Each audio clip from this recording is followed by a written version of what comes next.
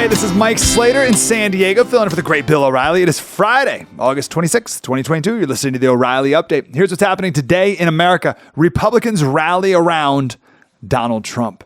Cigarettes remain a leading cause of death. Most parents reject the COVID vaccine for young kids. And a survey reveals the healthiest cities in the country. Also coming up, the message of the day. But first, the FBI search of Mar-a-Lago giving Donald Trump a boost in the polls. A survey from Politico finds 57% want Trump to win the party's nomination in 2024. That's a 4-point bump compared to last month.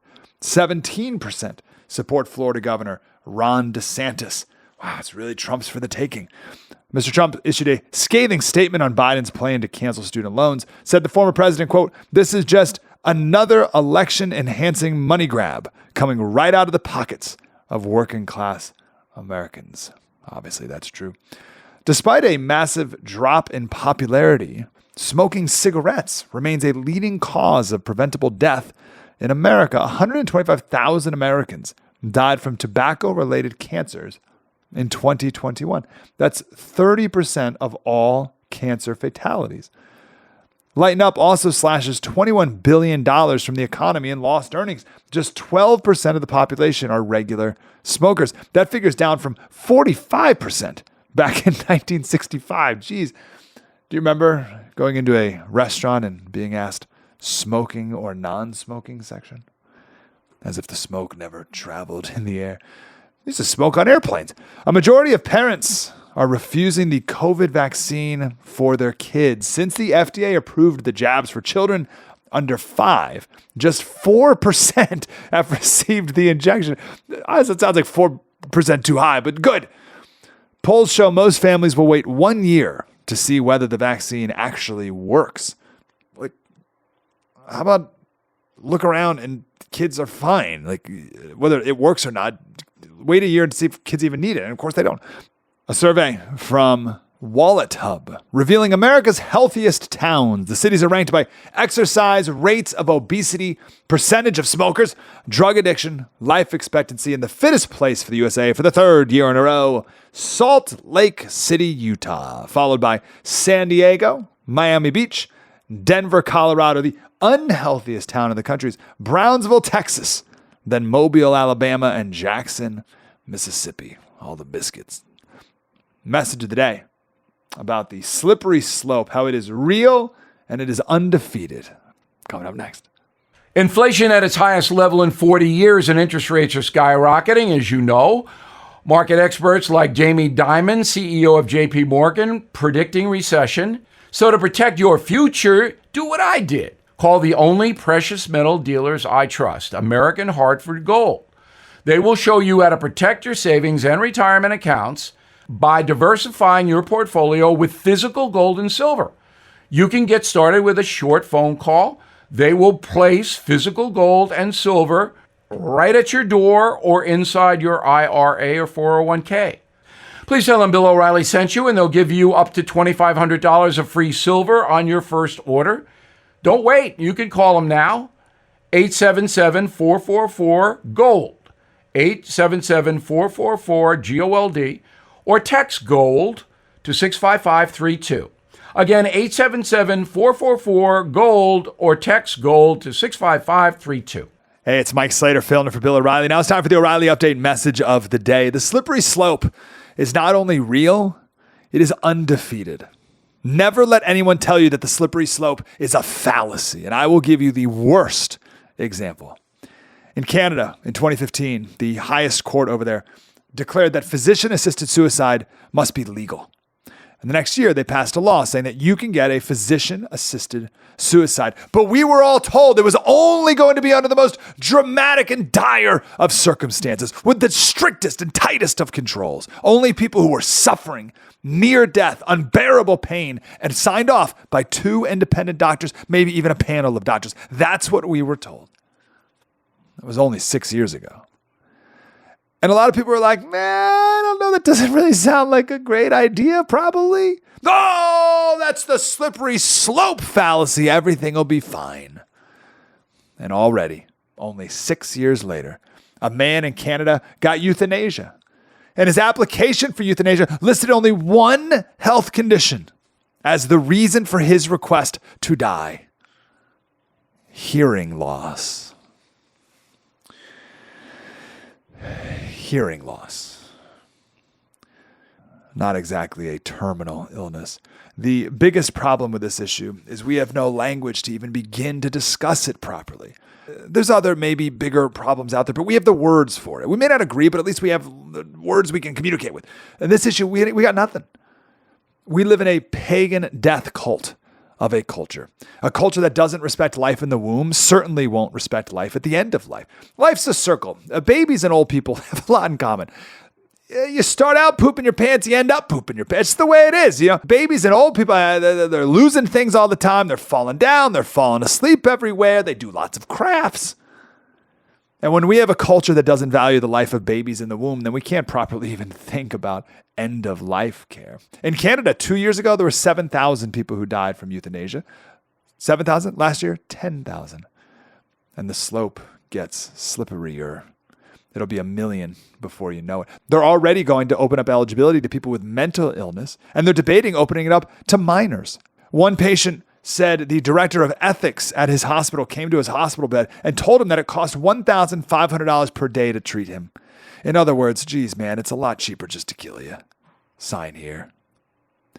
Euthanasia is now the 6th leading cause of death in Canada, and it'll get worse. A dear friend of mine was just diagnosed with ALS, and he'll die in a few years. A terrible dying process. You lose your body, but not your mind. It's torture in many ways, and he's at peace. He said he's going to use his death to glorify God. Most people don't think like this. This is why most people were terrified during COVID, because they never contemplated death. Very few people ever contemplate their own mortality. So at the end of life, it's scary. And people think it's easier just to end it on my terms. And you say, Slater, what's the big deal? Someone doesn't want to live. Are you going to make them? I don't know. My point is it's very bad to live in a society that has such a low value of life. But this is what you get with nihilism and evolution. It's all random. We're all here by chance anyway, so who cares? From goo to you through the zoo. So let's just end it whenever I want. Be careful of the progressives. They progress at first slowly, and they're very slippery. Coming up next, something you might not know. How far would you go to defend your freedom of speech? It's coming up next. This is a special alert to all Americans who own a vehicle with less than 200,000 miles with an auto warranty about to expire or with no warranty coverage at all. Due to a decline in the economy, CarShield is announcing a low-cost month-to-month vehicle protection plan that is now available to the public to save any driver out-of-pocket expenses on future auto repairs. Call now to find out how you can pay almost nothing for covered auto repairs. Yes, you heard that correctly. Pay almost nothing for covered auto repairs. An open phone line has been established for all drivers to call for a free quick quote. Call 800-925-7584 now. Drivers who are covered will not have to pay for covered repairs again. This protection plan is at an all-time low. Additionally, drivers who activate this vehicle protection today will also receive free roadside assistance, free towing, and car rental options at no additional cost. Call us for your free quick quote today. 800-925-7584. That's 800-925-7584. What do you have to lose? Call 800-925-7584. Again, 800-925-7584. Hey, Mike Slater filling in for Bill O'Reilly. Now it's time for something you might not know. Salman Rushdie. I didn't know much about his story. In 1988, he wrote this book called The Satanic Verses, and in it he called Muhammad Mahound, which is what I guess Muslims were called by Christians in the medieval period, and it's offensive, and that's it. That's all.